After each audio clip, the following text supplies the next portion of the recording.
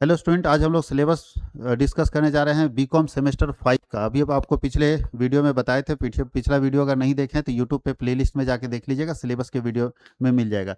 हम लोग सिलेबस का पूरा पैटर्न बता दिए थे कि एग्जाम कैसे होगा, और आज हम लोग उसका सिलेबस डिस्कस करने जा रहे हैं। तो बीकॉम सेमेस्टर 5 जो विनोबा भावे विश्वविद्यालय के स्टूडेंट है, और अभी जो ये सिलेबस है वो ऐसे सेशन के लिए है जो कि कौन है, ये सिलेबस जो हम लोग डिस्कस कर रहे हैं ये 2023 से 27 सेशन वाले के लिए, ठीक है। वैसे 24-28 के लिए भी यही सिलेबस रहेगा, 24-28 के लिए भी यही सिलेबस रहेगा, ठीक है। अब इसके बाद जो 25-29 है उसके लिए सिलेबस नहीं है। तो 24-28 और 23-27 के लिए, तो अभी हम 23-27 के लिए डिस्कस करें। यहाँ पे आपको हम बताए थे कि 100 मार्क्स की मतलब 100 मार्क्स का एग्जाम होगा, जिसमें से 25 नंबर का क्या है, इंटरनल, 25 नंबर का इंटरनल असेसमेंट एग्जाम है, जिसको हम लोग बोलते हैं SIE, ठीक है, सेमेस्टर इंटरनल एग्जामिनेशन। और वो एक होता है end semester examination, ESE, 75 number. तो 75 नंबर ये और 25 नंबर ये, टोटल मेरा कितना हो गया, 100 मार्क्स। और आपको मालूम है एक क्रेडिट 4 क्रेडिट का होता है, एक क्रेडिट 25 नंबर का होता है, तो 25 इंटू 4 करेंगे 100 नंबर आ जाएगा ना। तो ये है। अब हम लोग देखेंगे कि फंडामेंटल ऑफ फिनेंशियल मैनेजमेंट के अंदर पढ़ना क्या है। तो ये प्योर न्यूमेरिकल चैप्टर है, न्यूमेरिकल इसमें बहुत भरा पड़ा है। इसमें आपको इसको बोल सकते हैं थ्योरी और न्यूमेरिकल दोनों का कॉम्बो है।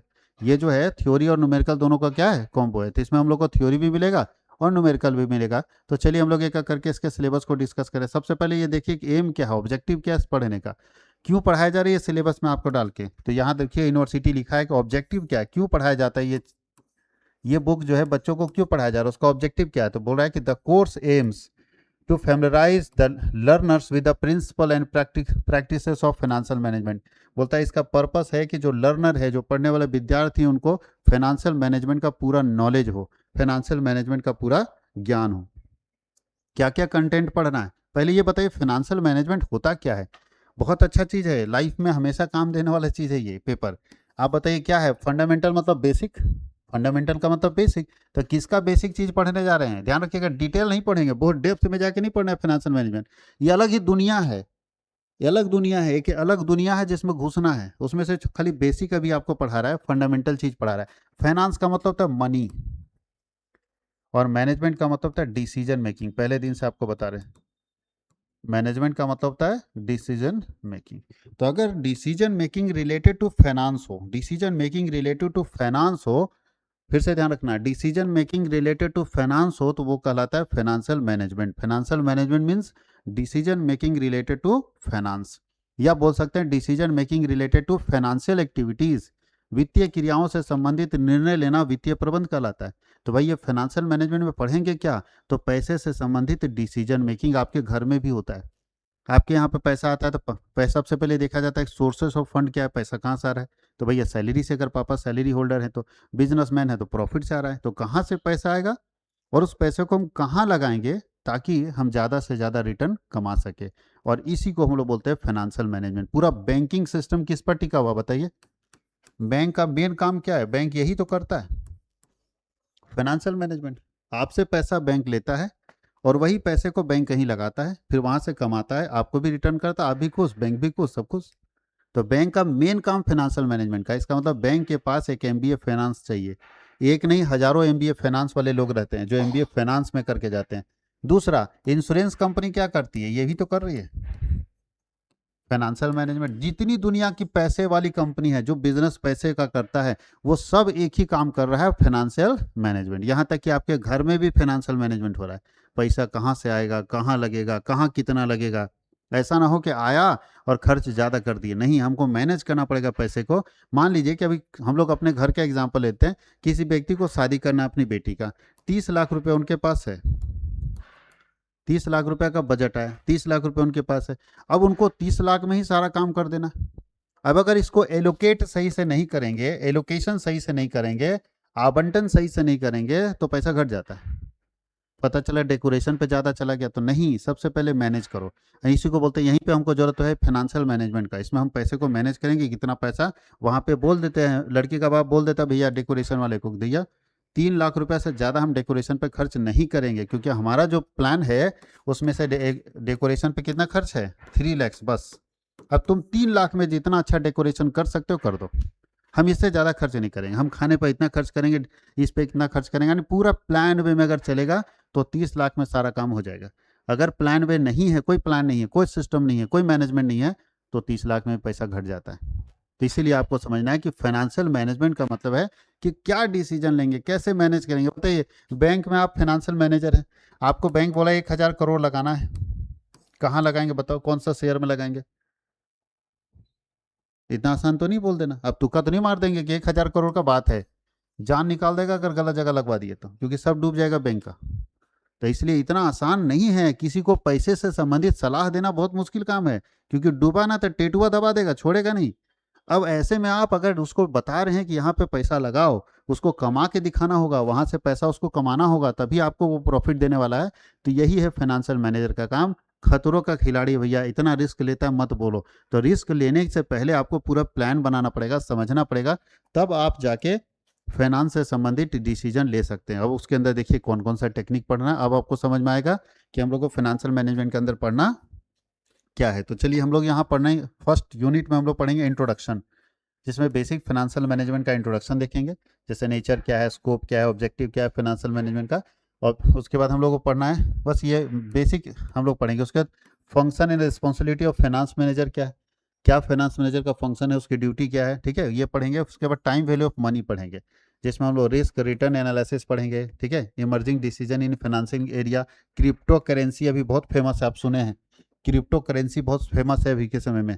उसके बाद ब्लॉकचेन बहुत फेमस है, ये सब क्या होता है, कैसे क्रिप्टो करेंसी में पैसा लगाएंगे। अभी अगर 2 साल पहले देखे तो पूरी दुनिया में एक ही करेंसी चल रही थी, उसका नाम था क्रिप्टो करेंसी, और इतना तेजी से उसका मतलब अमाउंट बढ़ रहा था और रेट बढ़ रहा था कि हर आदमी क्रिप्टो करेंसी में पैसा लगाने के लिए तैयार था। तो है ये क्या क्रिप्टो करेंसी, कैसे लगाएंगे, कैसे इसका वैल्यूएशन करेंगे पूरी दुनिया में, यानी जितने शेयर मार्केट में काम हो रहे हैं सब आपको पढ़ना है, बस खाली टच करके निकल जाना है, डेप्थ में नहीं जाना है, डेप्थ में आगे पढ़ेंगे बड़ो। दूसरा है कैपिटल बजटिंग डिसीजन पढ़ना है। कैपिटल बजटिंग का मतलब है एक कंपनी जब अपना पैसा लगाती है तो उसका बजटिंग कैसे करेंगे। कहाँ पहुंच गया,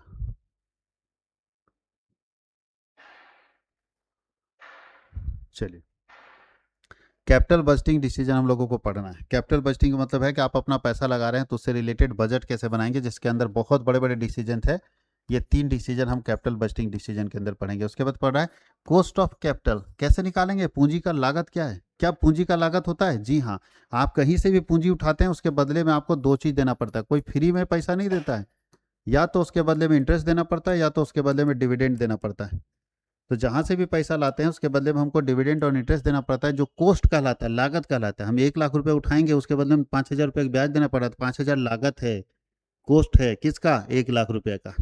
1 लाख उठाने के बदले में हमको कितना देना पड़ रहा है, 5,000। तो 5,000 हमारा क्या है, कॉस्ट है। कैसे निकालेंगे, cost of equity share, cost of preference share, cost of डेप्ट कैसे निकालेंगे, ठीक है, ये हर चीज़ को हम लोगों को कॉस्ट ऑफ कैपिटल के अंदर निकालना है। कहाँ मच्छर बैठा हुआ है जी,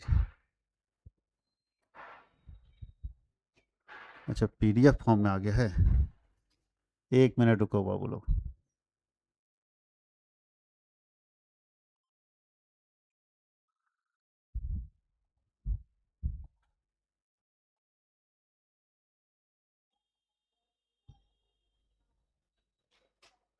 हम्म,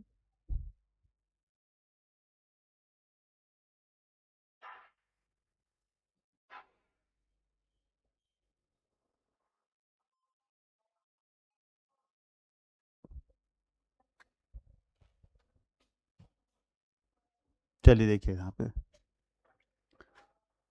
हम लोग को देखना है, यहाँ पे ये समझ गया कॉस्ट ऑफ कैपिटल। उसके बाद पढ़ना है मैनेजिंग प्रॉफिट। एक बिजनेसमैन अपने प्रॉफिट को कैसे मैनेज करता है, यानी प्रॉफिट से रिलेटेड क्या क्या डिसीजन लेते हैं, जिसमें बहुत बड़े बड़े डिसीजन है। अप्रोच है, देखिए यहाँ मोदी गिलानी मिलर अप्रोच है, गॉर्डन अप्रोच है, वाल्टर अप्रोच है। ये सब डिविडेंड के तरीके अभी कुछ नहीं समझ में आएगा, जब हम घुसेंगे अंदर तब समझ में आएगा। लास्ट यूनिट पढ़ना है वर्किंग कैपिटल डिसीजंस। हम वर्किंग कैपिटल से रिलेटेड किसी का डिसीजन कैसे लेता है, यानी सबसे इंपॉर्टेंट डिसीजन आज के समय में है WCR या WCD बोलते हैं, वर्किंग कैपिटल डिसीजन। बहुत टफ डिसीजन है, कोई बिजनेस बर्बाद होता है इसी के कारण। अगर प्रॉपर वर्किंग कैपिटल डिसीजन नहीं लिया जाता है तो कोई बिजनेस इसी के कारण बर्बाद होता है। तो किसी बिजनेस के बर्बाद होने का सबसे बड़ा कारण है वर्किंग कैपिटल। आज आप बहुत लोग सोच रहे हैं किंग फिशर डूब गया, या कभी कभी देखते होंगे कि कोई आदमी 10 बस खरीदा है लेकिन बोलता है बर्बाद हो गए। बर्बाद कैसे हो गए भैया? क्या बस में भाड़ा कम ले रहे थे रांची जाने का? सब आदमी 200 लेता तो आपका 150 ले रहे थे? बोलो ना, सब 200 लेते हम भी 200 ले रहे थे, तो बर्बाद कैसे हुए होंगे? इस आदमी के पास फिक्स दो तरह का कैपिटल होता है। इसके पास फिक्स कैपिटल है, बस तो खड़ा है इसके घर के बाहर, तो फिक्स कैपिटल है कि नहीं? क्या नहीं है जिसके कारण फिक्स कैपिटल पूरा लगा के रखा है, 10 बस को खरीद के रखा हुआ है, क्या नहीं है जो इसका बिजनेस नहीं चल पा रहा है? Working capital. बोलता है कि भैया हम गाड़ी तो निकाल देते हैं, यहाँ से रांची लेके चल जाते हैं, रांची जाने आने में हमारा कम से कम 5,000 रुपये का खर्चा है, तेल जलेगा, टोल टैक्स है, ड्राइवर का खर्चा, कंडक्टर का खर्चा, और भाड़ा मेरा आता है 4,000, 1,000 रुपये घर से नुकसान है। तो घर से रोज नुकसान कर करके गाड़ी नहीं ना चलाएंगे, 10 दिन बर्दाश्त करेंगे, किस्मत खराब है, लेकिन हमेशा लॉस में जा रहे हैं तो हम कैसे चला दें? इसका मतलब गाड़ी खड़ा क्यों कर दिया? क्यों? उसके पास फिक्स कैपिटल का कमी था? नहीं, वो तो लगा चुका है बस में। किस चीज़ का कमी है? वर्किंग कैपिटल, यानी जो कैपिटल वर्क कर रहा है वो उसके पास नहीं आ पा रहा है। बोलता है कम से कम, वो बोल रहा है कि हमको चवन्नी ने बचे, लेकिन कम से कम गाड़ी उतना कमा के दे दे जितना हमारा वर्किंग कैपिटल है, जितना हमारा खर्च है, अगर उतना कमा के देगा तो हम 2 साल तक गाड़ी चला सकते हैं, 1 को रुपया नहीं बचे कोई बात नहीं। लेकिन अगर हमारा घर से नुकसान हो रहा है तो हम घर से नुकसान करके और कितना दिन बिजनेस चला लेंगे? इसका मतलब है कोई बिजनेस डूबने का सबसे मेन रीजन क्या है? Working capital. क्या मेन रीजन है? Working capital, lack of working capital. जिसके पास कार्यशील पूंजी की कमी रहेगी वो बिजनेस डूबेगा। तो ये बड़े मज़ेदार टॉपिक है, इसमें हम लोगों को पढ़ना है, बहुत इंटरेस्टेड चैप्टर है ये, और ये बुक है, बहुत मज़ा लगेगा फाइनेंशियल मैनेजमेंट पढ़ने में। तो ये ओवरऑल सिलेबस इसका था। अब हम लोग इसका क्लास स्टार्ट करेंगे, तो आप जल्द ही ज्वाइन करें हमारे क्लासेस में और उसका फ़ायदा उठाएं। क्लास में ज्वाइन करने के लिए दिए हुए नंबर पर कॉन्टैक्ट कर सकते हैं जो आपके स्क्रीन पर चल रहा है। बहुत बहुत धन्यवाद।